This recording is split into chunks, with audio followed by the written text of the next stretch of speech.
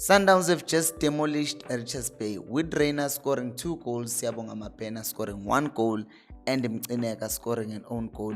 We'll look at what is Miguel Cardoso's plan for Mamelodi Sundowns and specifically for his fullbacks, and we'll dive deep to why they actually signed Fawaz Basatin. Hello and welcome to the Cutback with Mpilo. Do make sure to subscribe to the channel so that I can continue making more South African content where I analyze football matches. Let's start with how Sundowns were set up to begin with. This is a structure that we saw a lot in the Club World Cup, and that is the fullbacks giving absolute width. You see on the left hand side you have Motiba, and then on the right you have Umtunyelo as well. So in them doing this, it gives Sundowns a few things. Number one, it keeps wingers close to goals because you want your wingers closer to goals, especially when you are playing against teams that are playing a lone block. Now, another thing that it does is that it gives the left back and the right back more time on the ball, because remember, if you're a left back and you're getting the ball in tight spaces, it's kind of trickier than if you find people like Abo Sales, who's much better on the ball, or Matthews, who's much better on the ball. So them being out wide, it allows them to then have more time when they get on the ball. But most importantly, it also allows them to quickly cross the ball. Since the left back, Umotiba, can just whip the cross, and on the right as well, Umtunyelwa can do the same. This will then allow Mamelodi Sundowns to do exactly that. And we see this in the very first goal, because the ball is played to Umotiba, who's on the left, by Matthews once again, who can just keep the ball moving. And now Umotiba crosses the ball first time, and then the defenders panic, and then they get the ball out. And then it's a corner kick.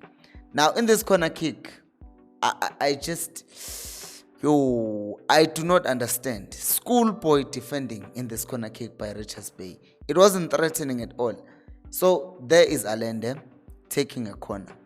But I want you to take note of a few things. So Sales heads the ball there, right?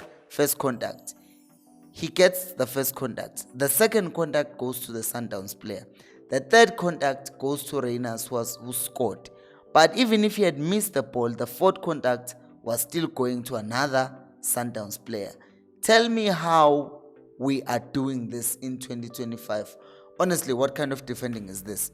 I mean, we need to give Ikram Reynas credit because it was at the right place at the right time. But you also need to call out like something like that. If you're going to go zonal defending, then defend the dangerous zones. How can you not defend the dangerous zones and at the same time not defend the players? Do one. If you're gonna do man marking, Sibon, okay, the person who scored, they were taller than you and they did better than you. Not this thing that happened here.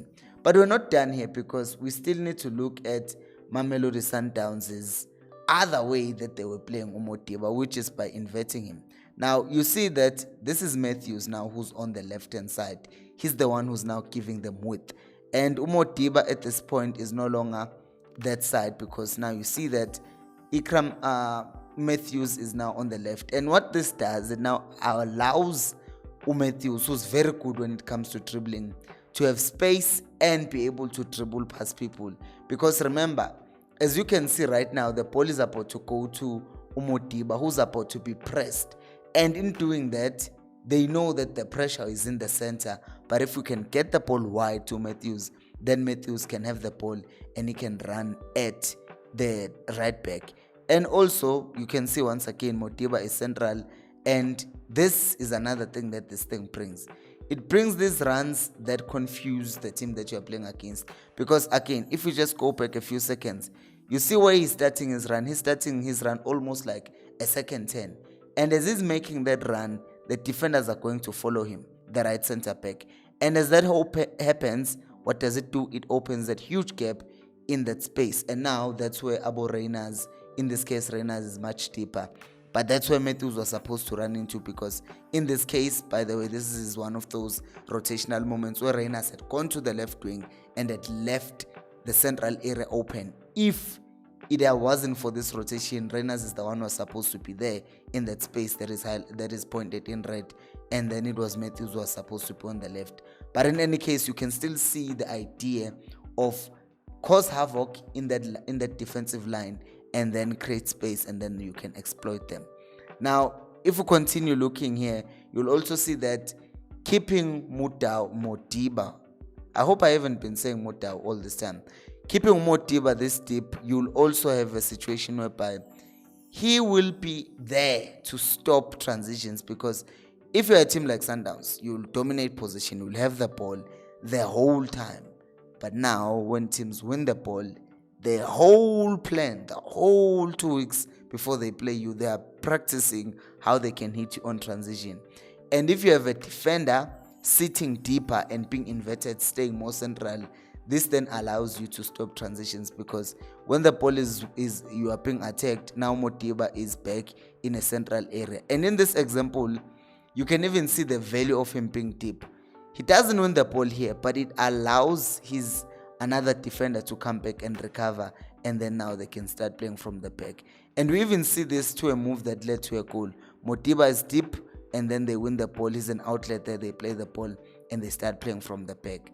But last but not least, the importance of Modiba inverting is that it gives Tebogo Mokoena the freedom to attack. You can see here, Modiba is inverting. You do not see Tebogo Mokoena anywhere in this picture until the camera pans out.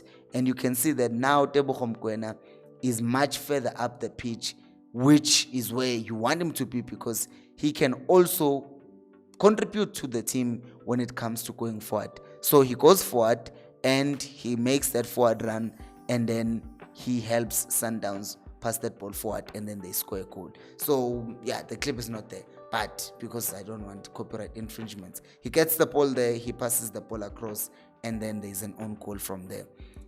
The goal is the score at that time is 2-0, and Richards Bay were never going to come back. They were never going to come back from 1-0, but when it became 2-0, second half they came back and they tried to push Sundowns and do all of those things, but then they were opening spaces, and that's when Sundowns scored the other 2 goals. So we're not going to go deeper into that, because what I want to talk about is this man, Fawaz Basatin, coming to Sundowns.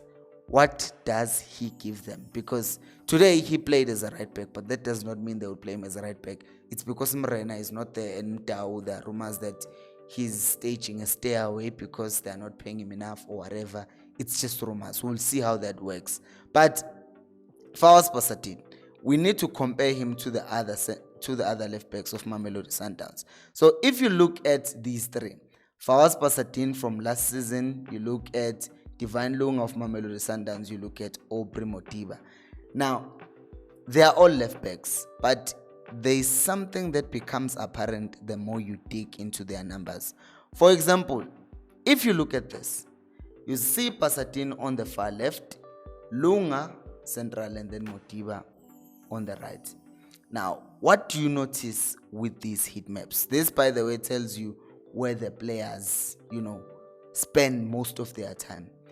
If you see Lunga in the middle, if we start with him, you see that his job, like he was doing also at the Club World Cup, he stays on the line, he gives Sundowns width, he runs up and down.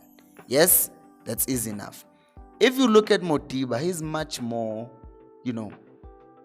pushing towards the midfield, but also he's still on the left. You can see clearly that he does that very easily. But now, if you look at Fawaz Basatin on the left, you see that he still has that line hacking capability, but also he gets infield a lot more. But it gets even better, because if you continue and look at their numbers, now you will see that this is their attacking numbers. The clear winner is Fawaz Basatin, 3 goals, and you also have shots off target 0.4 per game. If you multiply that by the number of games that he played, which is 25, it comes around 12 shots that he took in the entire season, compared to the other 2, which is 0.2 and Ulunga 0. And then we continue, we look at their defensive numbers. In their defensive numbers, once again, you will see in passes, right? In passes, who has more assists? It's Basatin. In assists, obviously, it's Basatin. Big chances created, it's Basatin. He's clear of them. And last but not least, you look at their defensive numbers. When it comes to interceptions, he's clear. He's been dribbled past, well, Lunga is better. on those two aspects, tackles and dribble past. But the rest of the numbers, Basatini is just clear of them. So now imagine him bringing the ability to stay on the line, the ability to invert, and his passes and his creativity. And think of how deadly Sundowns is just about to be. They're already deadly, but now they're just going to another level. So it's going to be a very interesting season, given the fact that we've seen Pirates playing good football and now Sundowns are out here doing this. But what did you guys think of the game? If you haven't checked out, watch how Pirates beat Polokwane City over here and subscribe to the channel. I will see you on the next one. Share the video with a friend. Bye.